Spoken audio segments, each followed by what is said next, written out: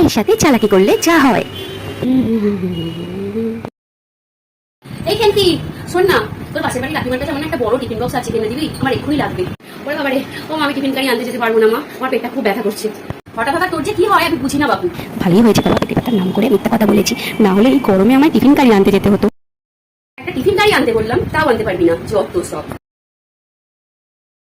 এই খেলতি টাইম করে জল এসেছে, নিয়ে চলে আয় না বালতি।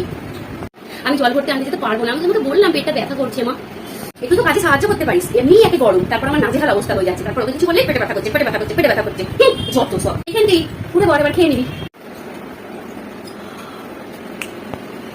সজনে ডাঁটা দিয়ে ডাল আর আলু ভাতে করেছি, দেখবি খেলেই পেটটা পুরো ঠান্ডা হয়ে যাবে। কেন মা, আমি তো দেখলাম বাবা মাংস এনেছে, তুমি মাংস করোনি? তুমি বলছো পেটে ব্যথা করছে, আবার মাংস খাবে? মা আমার না পেটটা ব্যথা সত্যি কমে গেছে। ও কমে গেছে মা, না মাংস খাবি ভাত দিয়ে? আগে যা জলটা ভরে নিয়ে আয়।